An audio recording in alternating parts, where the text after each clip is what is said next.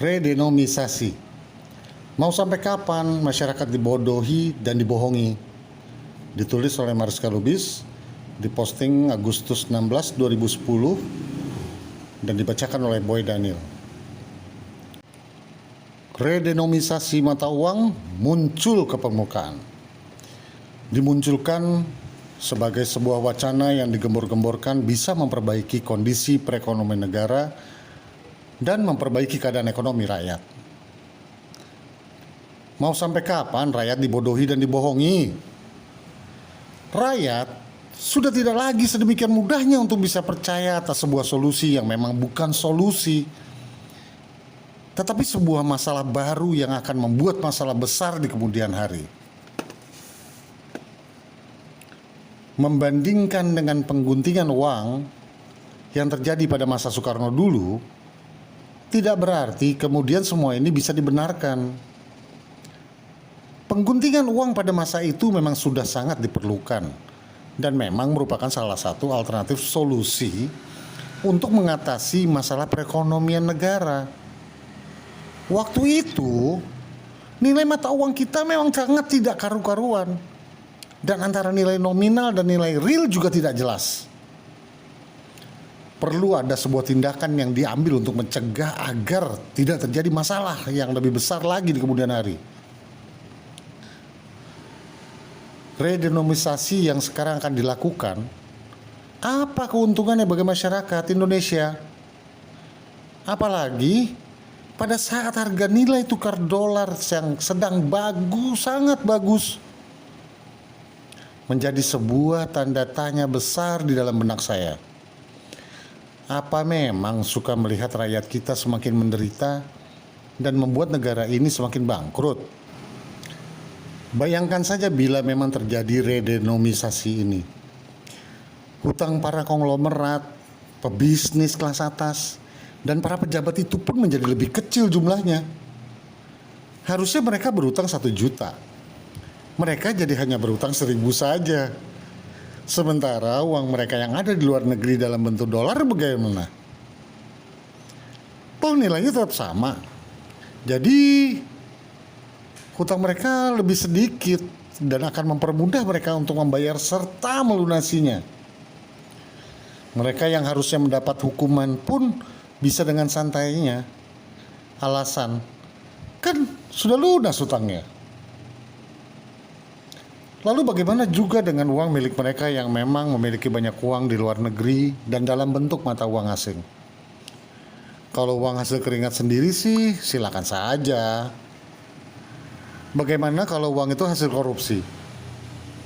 Jumlah yang mereka ambil memang hanya 1 juta, tapi dijadikan dolar menjadi 100 dolar. Pas pengguntingan uang, dolar tersebut ditukar kembali menjadi rupiah. Uang mereka tetap 1 juta kan? Tetapi yang dikembalikan hanya 1.000 saja karena diredenomisasi. Bila keadaan demikian, selamat tinggal saja rakyat menengah ke bawah. Yang ada hanya tinggal yang bawah banget dan atas banget. Tentunya yang atas banget ini yang akan berkuasa dan semakin menyetir serta menghancurkan yang di bawah. Mereka akan dengan lebih mudahnya menindas lagi. Mereka punya uang.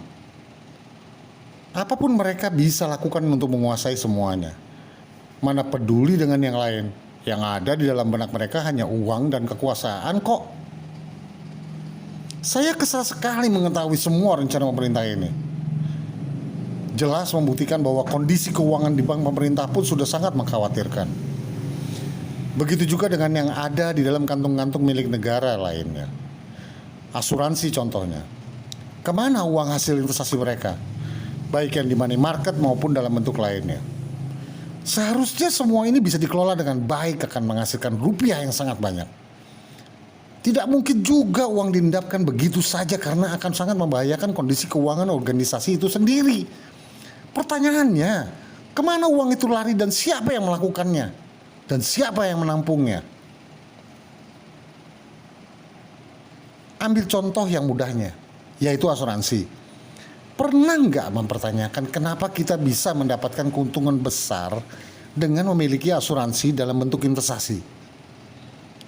Kemana uang yang kita taruh di sana itu sampai bisa menghasilkan uang yang lumayan pada masanya nanti? Bandingkan dengan bunga yang ada di bank. Apa bisa menutupi? Tentunya tidak. Usaha langsung memang banyak dilakukan. Tetapi trading di money market pastinya tidak mungkin dilewatkan begitu saja. Untungnya besar banget kok. Luar biasa besarnya. Nah, sekarang hasil yang kita terima saja nilainya sebenarnya kecil. Sekarang kemana hasil dari perputaran uang tadi? Berapa banyak yang diterima pemerintah? Berapa banyak yang seharusnya diterima pemerintah? Laporan keuangan bisa saja dibuat. Apa sih yang tidak? Mau jujur atau tidak jujur? Kan semua tergantung pada niatan aja. Kalaupun sekarang itu semua jujur, kemana semua uang pajak itu? Pendapatan pajak terbesar Indonesia sudah jelas dari masyarakat menengah ke bawah. Sementara mereka yang di atas bisa dengan mudahnya tidak perlu membayar pajak.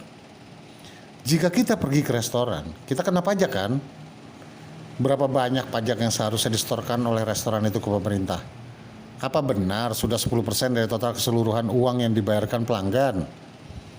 Kalau memang semuanya disetorkan, harusnya banyak dong uang pemerintah. Lalu kemudian, sebenarnya kita juga dirugikan. Kita sudah membayar pajak penghasilan, pajak juga untuk macam-macam. Sehingga tanpa disadari, sebenarnya kita sudah membayar berlipat. Harusnya kalau kita sudah membayar pajak penghasilan, pajak pengeluaran tidak diperlukan lagi dong. Malah seharusnya pajak pengeluaran itu dikembalikan. Itu baru adil namanya. Di negara luar, di Amerika, di Eropa, Australia, di Singapura deh, dikembalikan itu setiap tahunnya. Kita lalu bagaimana dengan pajak yang seharusnya disetorkan oleh para pengusaha kaya dan para konglomerat itu? Hutang pajak mereka sedemikian besarnya dan masih juga berfoya-foya di tempat lain. Giliran memenuhi kewajiban susah banget. Kalau hak terus saja dituntut. Mau sampai kapan kami semua dibodohi dan dibohongi? Maaf ya, kami sudah tidak mau lagi dibodohi dan dibohongi. Apa memang sengaja biar ada kerusuhan lagi? Biar ada pemberontakan lagi? Ada skenario dan konspirasi apa lagi sih? Minta ampun deh. Yuk kita sama-sama berjuang untuk bangsa dan negara ini. Kita harus bisa membebaskan diri dan benar-benar menjadi merdeka. Salam, Mariska Lubis, 5 Agustus tahun 2010.